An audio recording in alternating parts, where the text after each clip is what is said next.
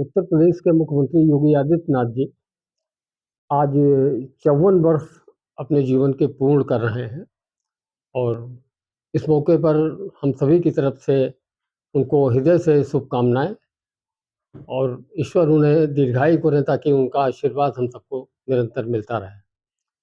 योगी जी के बारे में, उनके कार्यों के बारे में, उनकी सोच के बारे में अगर एक लाइन में कहा जाए तो भगवान श्री कृष्ण ने गीता में कहा कि योगा कर्मसु कौशलम, कर्मों में कुशलता ही योग है। कर्मों में कुशलता ही योग है। तो ये पंक्ति योगी जी के ऊपर 100% सही बैठती है। 5 बार के सांसद रहे योगी जी। उन वर्ष 2017 में जब भाजपा पूर्ण बहुमत से सत्ता में आई, तब एक बहुत अहम प्रश्न लोगों के मन में कौंध रहा था कि उत्तर प्रदेश का मुख्यमंत्री कौन। बहुत नाम चले और योगी जी का कहीं दूर दूर तक नाम नहीं था। अचानक एक दिन दिल्ली नेतृत्व घोषणा करता है कि मुख्यमंत्री योगी आदित्यनाथ जी उत्तर प्रदेश के मुख्यमंत्री पद का पद संभालेंगे। उसके बाद से उत्तर प्रदेश की तस्वीर जिस तरह बदलनी शुरू हुई वह अपने आप में अतुलनीय है। योगी ने जब सत्ता संभाली तो सरकारी खजाना तो खाली था ही, कानून व्यवस्था बहुत ही बदतर थी। आए दिन लूट, अपहरण, चोरी, डकैती ये सब आम बात हो गई थी। जनता त्रस्त थी।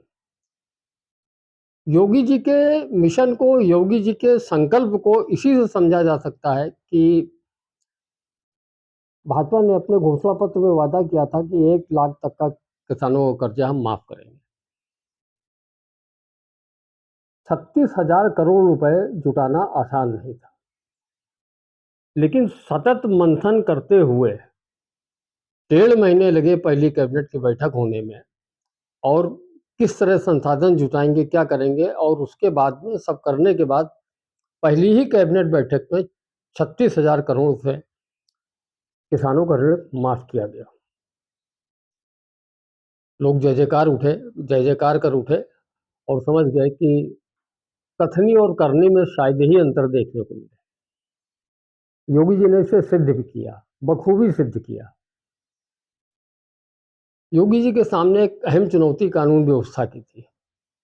कानून व्यवस्था के मसले पर और महिला सशक्तिकरण के मुद्दे को उन्होंने सर्वोच्च प्राथमिकता दी। इसी के मद्देनजर कानून व्यवस्था को सुदृढ़ किया गया। भ्रष्टाचार के प्रति जीरो टॉलरेंस नीति अपनाई गई। बहु बेटियों की रक्षा के लिए मिशन शक्ति अभियान शुरू किया गया। इसका नतीजा है कि आज बहु बेटियां सुरक्षित हैं और काम पर भी जाती हैं तो निर्भय होकर के जाती हैं। उनको किसी बात की चिंता नहीं। वो जानती हैं कि अगर कुछ हुआ तो योगी जी छोड़ेंगे नहीं। योगी जी ने कहा भी और किया भी। योगी जी कहते भी हैं कि गुंडे माफियाओं की जगह जेल है, या फिर वो भी नहीं मानेंगे तो उसका इलाज गोली है। इनकी समाज में कोई जगह नहीं। आतंकवादियों की जिस तरह समाज में जगह नहीं, कुछ नेता आतंकवादियों के हमपरस्त हो सकते हैं, उनको संरक्षण देते हैं। पिछली सरकारों में आतंकवादियों के मुकदमे वापस लेने तक के घृणित प्रयास हुए। वो तो अदालत अगर बीच में ना आती तो ऐसा हो भी गया होता। लेकिन योगी जी सब जानते थे, सब समझ रहे थे। योगी जी ने एक एक करके रास्ता निकाला हर चीज का और चीजों को पटरी पर लाए। आर्थिक दृष्टि से देखा जाए तो योगी जी ने कानून व्यवस्था सुधारने के साथ साथ आर्थिक पहलू को भी मजबूत करने का काम किया। इस दिशा में उनके सकारात्मक कदम इस बात के गवाह हैं कि आज Uttar Pradesh surplus revenue state की श्रेणी में है। बड़े बड़े माफिया जेल गए, बड़े बड़े माफिया मारे गए। जो नहीं सुधरे, प्रदेश से नहीं भागे, उनको जेल मिली या इनकाउंटर में मारे गए। योगी जी ने कह रखा है कि भाई सीधी बात है, रहना है तो कायदे से रहो। कायदे से रहोगे तो फायदे में रहोगे, अन्यथा कानून इलाज करने के लिए पर्याप्त है। कानून की दृष्टि से ही उन्होंने जो भी कार्रवाइयाँ की वो सब उचित ठहराई, और इस बात को इसी से समझा जाता है आज तक उनकी किसी भी कार्रवाई को किसी भी कोर्ट में, अदालत में चुनौती नहीं दी जा सकी।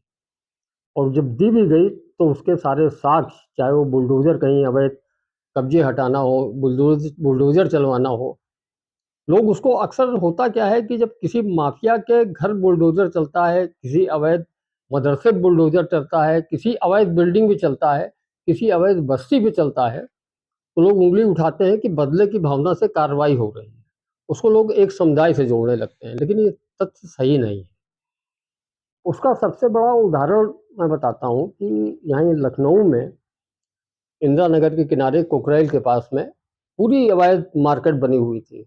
उसमें हिंदू, मुस्लिम, सिख, कोई भी, किसी भी समाज के, हर समाज की दुकानें, सब कुछ था।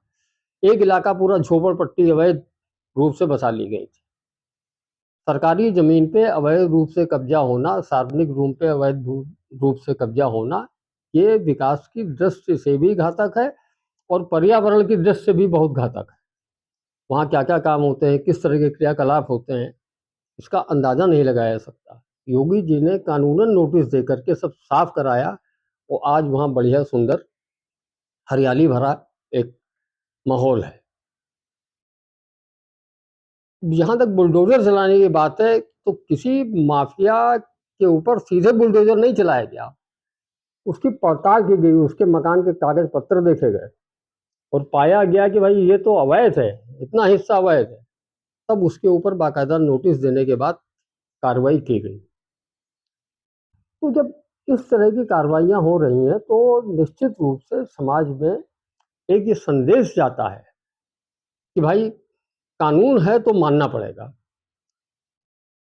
पहले होता क्या था कि लोग पुलिस को अपनी जेब का समझते थे, कानून को अपनी जेब का समझते थे।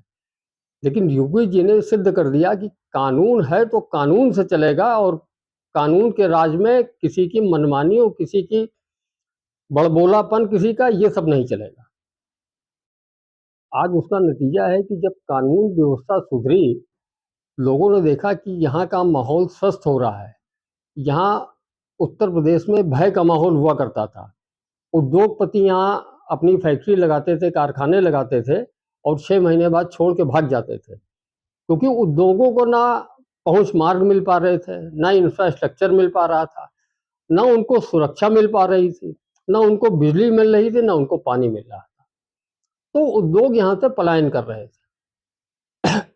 योगी जी ने सत्ता संभालने के बाद अगर एक तरफ कानून व्यवस्था, महिलाओं की सुरक्षा, किसानों का हित, ये सब देखा, तो दूसरी तरफ आर्थिक पहलू मजबूत करने के लिए उन्होंने समझ लिया था कि बिना निवेश, बिना उद्योग आए उत्तर प्रदेश में इस राज्य का भला होने वाला नहीं है। इसी दृष्टि से उन्होंने 2018 में पहली इन्वेस्टर्स समिट की। उस इन्वेस्टर समिट में लाखों करोड़ों के एमयू तो साइन हुए ही, उसके बाद 3 ग्राउंड ब्रेकिंग सेरेमनी हुई और परियोजनाएं, लाखों करोड़ की परियोजनाएं धरातल पर उतरी। आज 50 लाख करोड़ के लगभग निवेश प्रस्ताव प्राप्त हुए थे। उनमें से आज लगभग 20 लाख करोड़ के प्रस्ताव कंपनियों के रूप में धरातल पर उतर चुके हैं। उत्तर प्रदेश में जब निवेश आया, तभी इसके विकास ने गति पकड़ी, और उद्योगों को लाने के लिए सबसे पहली बात जो ज़रूरी है, वो है इंफ्रास्ट्रक्चर। सड़कें, बिजली, पानी, इसके भरपूर प्रबंध किए गए। आज उत्तर प्रदेश देश में सबसे ज़्यादा एक्सप्रेसवे और देश में सबसे ज़्यादा एयरपोर्ट वाला राज्य माना जाता है। आज हमारे यहाँ 17 एयरपोर्ट संचालित हैं, जिसमें 5 एयरपोर्ट इंटरनेशनल हैं। उसमें भी जेवर इंटरनेशनल एयरपोर्ट एशिया का सबसे बड़ा एयरपोर्ट है। 17 संचालित हैं और 7 अभी निर्माण के विभिन्न चरणों में हैं। इसी तरह आज एक्सप्रेसवे हमारे 9 संचालित हैं और 13 विकास के विभिन्न चरणों में हैं। सड़कें मजबूत की गई, संपर्क मार्ग मजबूत किए गए, बिजली बिजली जो आए दिन किसकिस होती रहती थी, ये कि यहाँ पे ट्रेडिशन परंपरा बन गई थी यहाँ पे कि जो चीफ मिनिस्टर होता था, उसके ज़िले में बिजली नहीं जाती थी। 24 घंटे उसको बिजली सप्लाई मिलती थी, कोई भी चीफ मिनिस्टर रहो। ये था कि भाई चीफ मिनिस्टर के ज़िले में बिजली नहीं आएगी। लेकिन योगी जी ने ऐसी व्यवस्था की कि उनका ज़िला गोरखपुर है, गोरखपुर तो छोड़िए, पूरे प्रदेश में 24 से लेकर के 20-18 घंटे तक बिजली जो है, तहसीलों को 18 घंटे, गाँवों में 18 घंटे, तहसीलों को, तहसील मुख्यालयों को 20 घंटे और शहरों को 22 से 24 घंटे तक की बिजली मुहैया कराई गई। तो ये किसी को कहने का मौका नहीं मिला कि साहब गोरखपुर में तो 24 घंटे बिजली आती है, बाकी सारे महानगर जो है वो अंधेरे में रहते हैं। इस कहावत को भी योगी जी ने झुठला दिया। तो बिजली की व्यवस्था की, सड़कें जब मजबूत हुई तो एक आवागमन की बेहतर सुविधा मिली, तो उद्योगपतियों ने उत्तर प्रदेश का रुख किया। आज स्थिति ये हो गई है कि देश ही नहीं, विदेश तक के उद्योगपतियों का जो है भरोसा उत्तर प्रदेश से बड़ा है और उत्तर प्रदेश उनका पसंदीदा गंतव्य बन गया है। इस कड़ी में महाराज जी जापान भी गए, बड़ी बड़ी कंपनियां आ रही हैं यहाँ पे। आज उत्तर प्रदेश एआई का हब बन रहा है, आज टेक्नोलॉजी का हब बन रहा है, यहाँ सेमीकंडक्टर बनने जा रहे हैं। डिफेंस कॉरिडोर के उत्तर प्रदेश में 6 नोड हैं, बुंदेलखंड से शुरू होकर के, और इन 6 नोडों में आज ब्रह्मोस तैयार हो रही हैं जो कि दुश्मनों के दांत खट्टे कर रही है।